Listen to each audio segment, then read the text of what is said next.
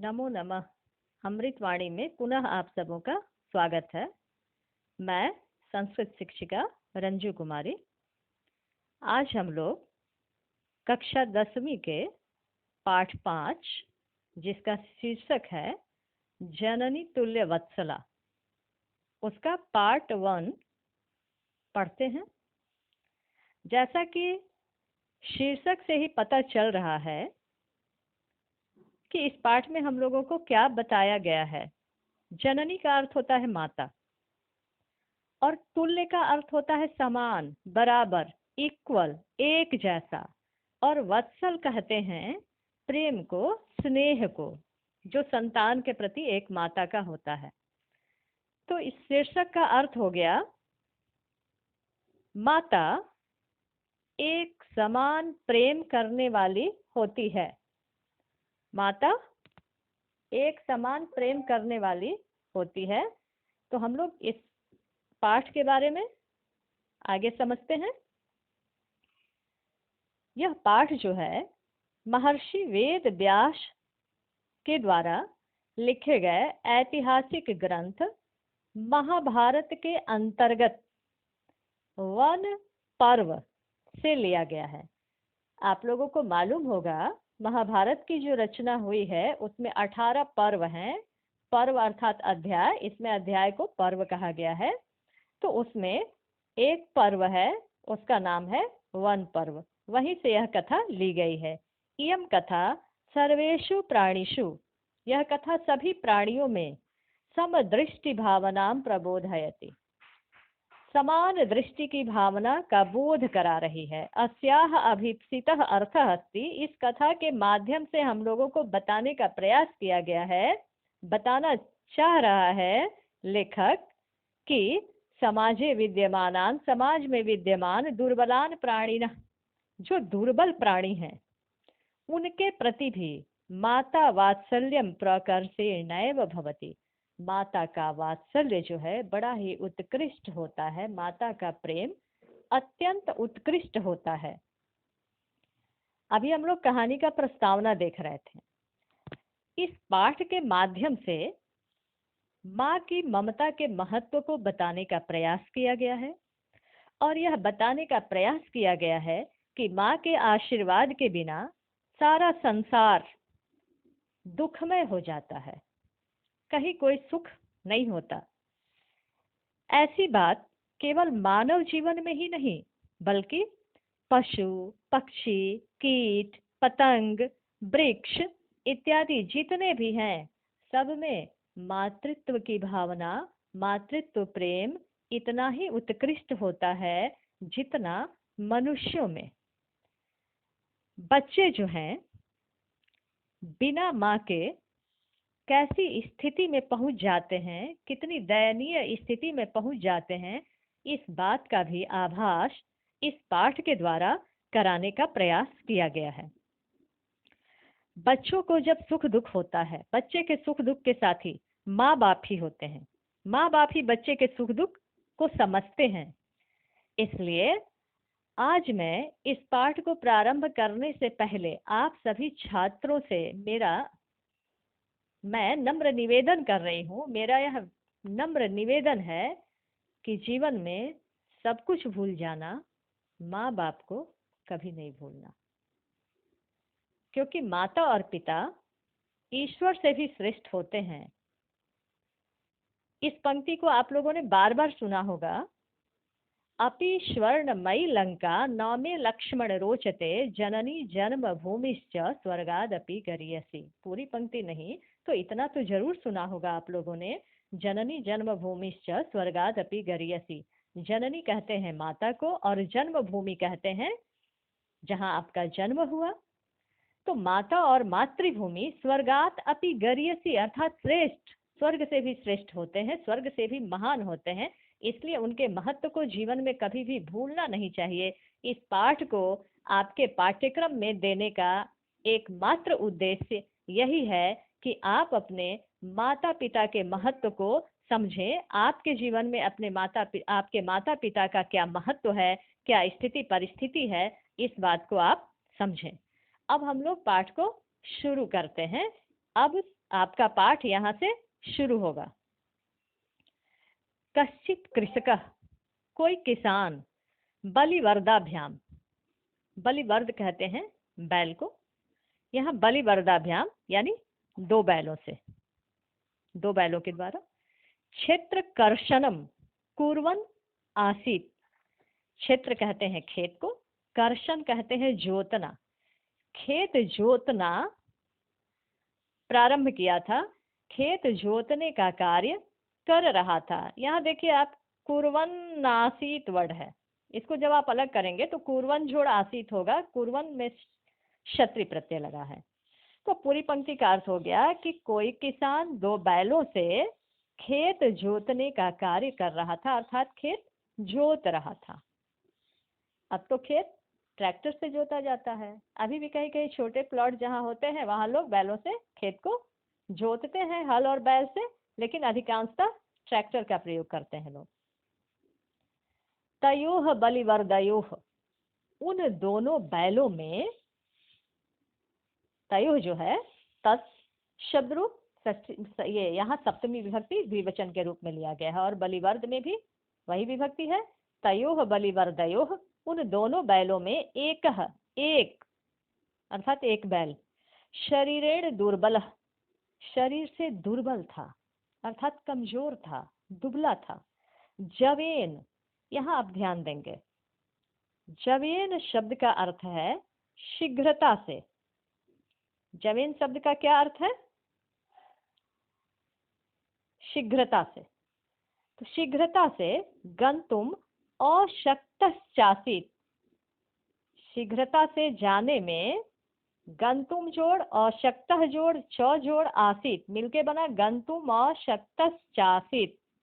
गंतुम अर्थात जाने में, अशक्तः मतलब असमर्थ, च मतलब और आसीत मतलब था।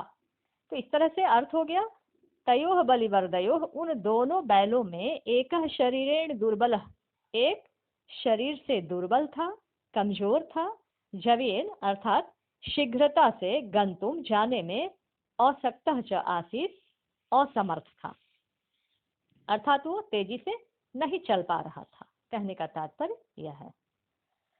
अतः कृषकः, अतः मतलब इसलिए, कृषकः किसान, तम दुर्बलम वृषभम, उस कमजोर वृषभ को, उस कमजोर बैल को, वृषभ का अर्थ होता है बैल, तोदनेन, इसमें तुद धातु है, तुद धातु का अर्थ होता है परेशान करना, तंग करना। यहाँ तोदनेन तृतीया विभक्ति हो गई। तो अतः कृषकः तम दुर्बलम वृषभम, इसलिए किसान उस दुर्बल बैल को नुद्यमानः अवर्तत, तोदनेन नुद्यमानः अवर्तत, परेशान करके जबरदस्ती ले जाने के लिए तैयार हुआ, प्रयत्न किया। अतः कृषकः तम दुर्बलम वृषभम, इसलिए किसान उस कमजोर बैल को तोदनेन परेशान करके, बार बार प्रयत्न करके, नुद्यमानः अवर्तत ले जाने के लिए प्रवर्तित हुआ, अर्थात ले जाने का प्रयास किया, उसको आगे भेजने का प्रयास किया। सह ऋषभः, यहाँ ध्यान दीजिए, यह शब्द है एक ऋषभः, ऋषभः शब्द का भी अर्थ है बैल। सह ऋषभः, वह बैल, हल मूढ़वा गंतुम अशक्तः क्षेत्रे पपात, सह ऋषभः, वह बैल, हल मूढ़वा अर्थात हल को उठाकर, गंतुम जाने में, अशक्तः असमर्थ होकर, क्षेत्रे पपात खेत में गिर पड़ा। वह बैल हल को उठाकर जाने में असमर्थ, क्षेत्रे पपात खेत में गिर गया। यहाँ पपात क्रिया है, पपात क्रिया है और ऋषभ करता है। क्रुद्धः कृषिबलः, कृषिबलः मतलब कृषकः, कृषिबलः अर्थात कृषकः किसान, कृषकः कीदृशः आसीत्, कृषिबलः कीदृशः आसीत्, क्रुद्धः आसीत्। क्रुद्धः कृषिबलः, क्रोधित किसान तम उत्थापयितुम, तम अर्थात तम वृषभम, उस बैल को, उत्थापयितुम उठाने का, बहुवारम बहुत बार, अनेक बार, यत्नम अकरोत् प्रयत्न किया, प्रयास किया, तथापि वृषः, यहाँ आप ध्यान देंगे वृषः शब्द का भी अर्थ है बैल, तथापि वृषः नोत्थितः, नोत्थितः में दो शब्द है, नौजोड़ उत्थितः, तथापि वृषः न उत्थितः, फिर भी बैल नहीं उठा, फिर भी बैल नहीं उठा। और जब बैल नहीं उठा तो अब आगे का दृश्य आप देखिए।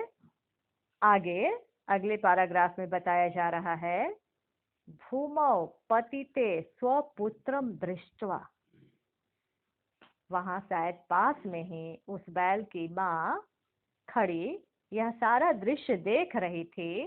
तो उस दृश्य को देखकर उसके मन में क्या भाव आते हैं, अब आप इस पैराग्राफ के माध्यम से जानें।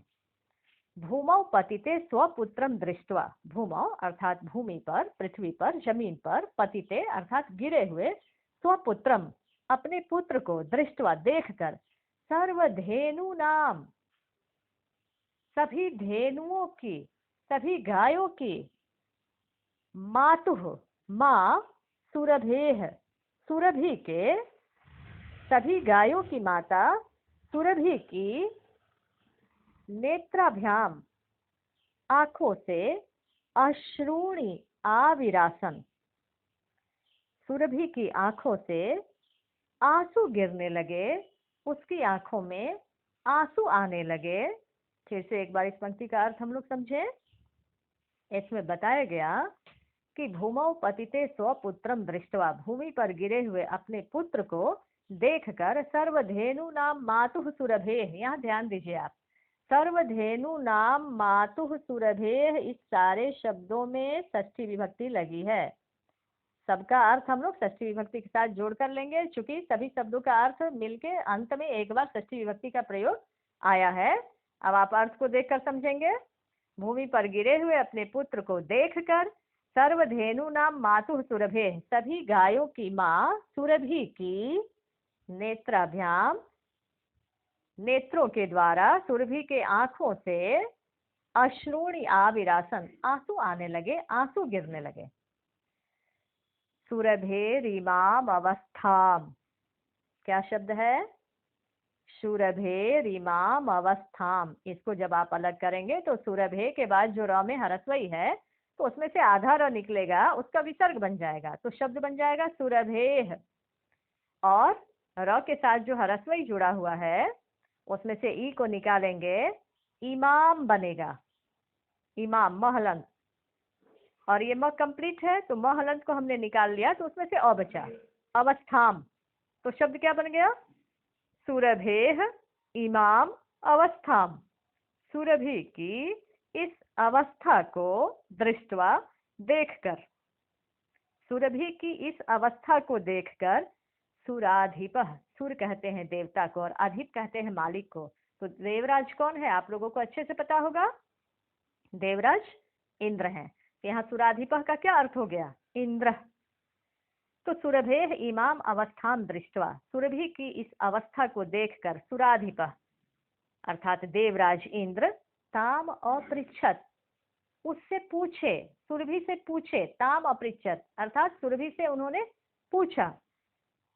तो इस घटनाक्रम से हम लोगों को यह पता चल रहा है कि जब वह किसान बैल को परेशान कर रहा था, वह जाने में असमर्थ था, तो वहां पास ही कहीं विराजमान उसकी माँ सुरभि भी देख रही थी इस कष्टदायक दृश्य को, और सुरभि और उस बैल के साथ वहां इंद्र भी उस घटनाक्रम को देख रहे थे। तभी इंद्र ने सुरभि से पूछा, सुरभि की इस अवस्था को देखकर, किस अवस्था को देखकर, अपने पुत्र के दयनीय स्थिति को देखकर सुरभि के नेत्रों से आंसू आने लगे, और सुरभि की इस दयनीय अवस्था को देखकर इंद्र ने सुरभि को पूछा, क्या पूछा, आई शुभे, यह मूल शब्द है शुभा, उसका संबोधन रूप है शुभे, अशुभे अर्थात अशुभ कर्मों वाली, किम एवं रोदिशी, यहाँ देखिए आप, किम एवं शब्द है, किम महलंत जोड़ एवं मिलके बना किम एवं।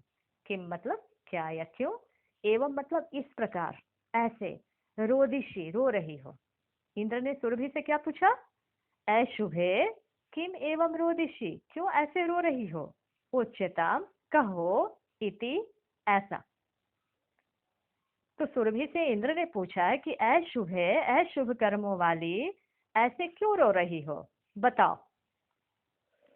साचा, और वह, अर्थात सुरभि ने। अब देखो सुरभि ने क्या कहा। सुरभि ने कहा, एक श्लोक के माध्यम से उसने इंद्र को अपनी इस अवस्था का कारण बताया। सुरभि ने कहा, विनिपातो न वह कश्चित् दृश्यते त्रिदशाधिप, अहम तो पुत्रम शोचामि तेन रोदिमि कौशिक। क्या कहा सुरभि ने।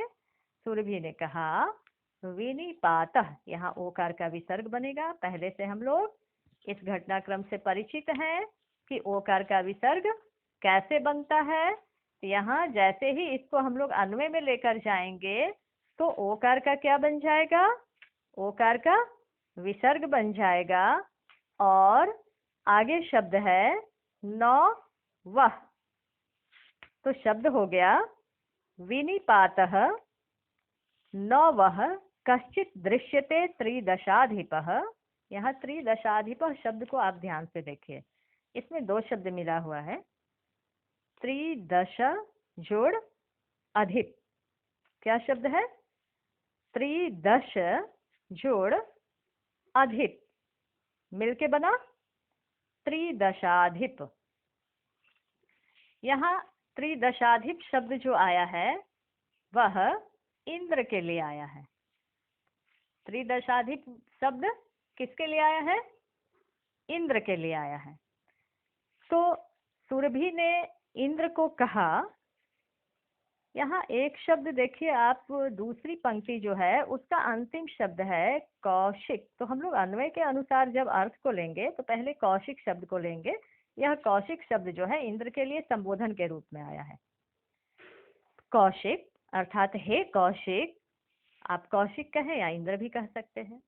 हे कौशिक, त्रिदशाधिप, तीनों दशाओं के स्वामी इंद्र, ये दोनों ही संबोधन है, कौशिक और त्रिदशाधिप।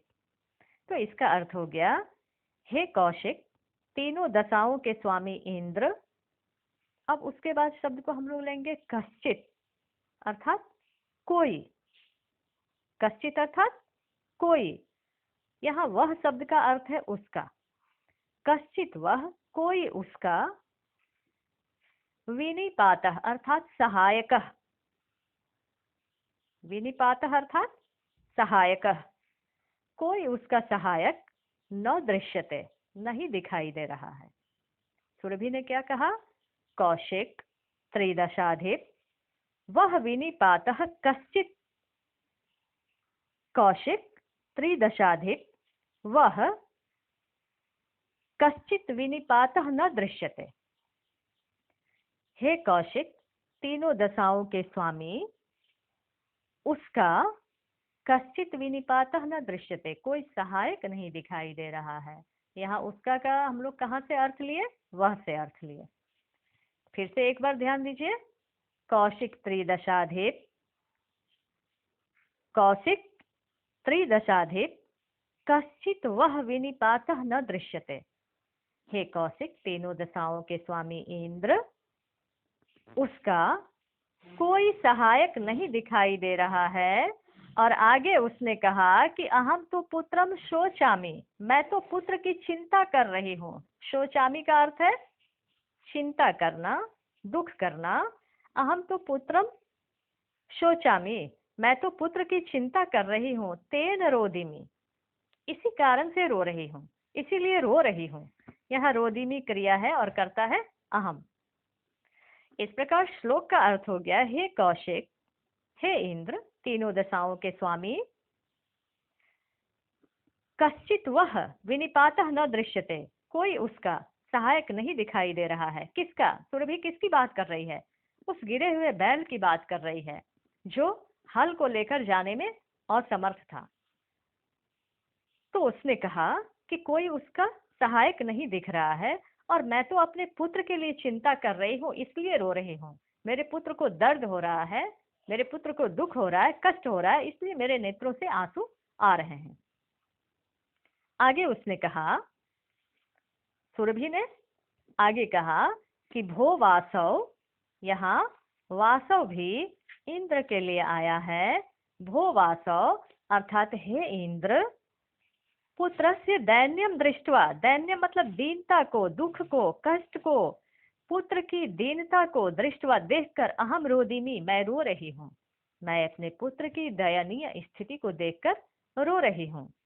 सह दीन इति जानन्नपि, यहाँ देखिए आप, जानन्नपि शब्द है, इसमें जानन जोड़ अपि है। यहाँ वो कह रही है कि सह दीन अर्थात वह लाचार है, वह गरीब है, वह दुर्बल है। कौन? गिरा हुआ बैल। सह दीन इति जानन अपि, वह लाचार है, इति मतलब ऐसा, जानन अपि जानता हुआ भी, कृषकः किसान, तम उसको बहुधा पीड़यति, बार बार परेशान करता है, अक्सर पीड़ा देता है, कष्ट देता है। सह कृच्छ्रेण भारम उद्वहति, यह कृच्छ्रेण शब्द का अर्थ है कष्टेन, पीड़या। सह वह अर्थात वह बैल, कृच्छ्रेण अर्थात अत्यंत कष्ट से, भारम उद्वहति भार को ढोता है, भार को ले जाता है। इतरम इव धुरम वोढ़ुम सह न शक्नोति, इतरम अर्थात इतरम इव, दो शब्द इसमें मिला हुआ है। इतर शब्द का अर्थ होता है दूसरा, इतरम इव यानी दूसरे की तरह, अर्थात दूसरे बैलों की तरह। धुरम यानी धुर को, जुए को, हल में जुआ होता है जो कि बैल के कंधे पर रखा जाता है, उस जुए को यहाँ धुरम कहा गया है। हल के कंधे पर आप देख सकते हैं, चित्र में भी रखा हुआ है। तो जो पोर्शन हल्का बैल के कंधे पर रखा हुआ है उसको धुर कहते हैं, और उसको हम लोग ऐसे हिंदी में जुआ कहते हैं। तो इतरम इव धुरम वोढ़ुम सह न शक्नोति, दूसरे बैलों की तरह जुए को ढोने में, वोढ़ुम अर्थात ढोने के लिए, सह न शक्नोति वह नहीं सक रहा है, अर्थात दूसरे बैलों की तरह भार ढोने में वह समर्थ नहीं है, दूसरे बैलों की तरह जुए को ढोने में वह समर्थ नहीं है, वह नहीं ढो सकता है। एतत् भवान अपि पश्यति न, सुरभि ने इंद्र को पूछा कि एतत् यह, भवान आप, पश्यति न देख रहे हैं ना, अर्थात यह दृश्य तो आप स्वयं देख रहे हैं ना कि वह बैल और बैलों की तरह जुए को लेकर जाने में समर्थ नहीं है, जुए के भार को नहीं ढो सकता है, यह तो आप देख रहे हैं ना। इति प्रत्यवोचत, ऐसा सुरभि ने कहा। और इस तरह से हम लोगों ने इस पाठ का इतना अंश पढ़ लिया। अब अगले अंश के साथ हम लोग अगले पार्ट 2 में उपस्थित होंगे। तब तक के लिए धन्यवाद।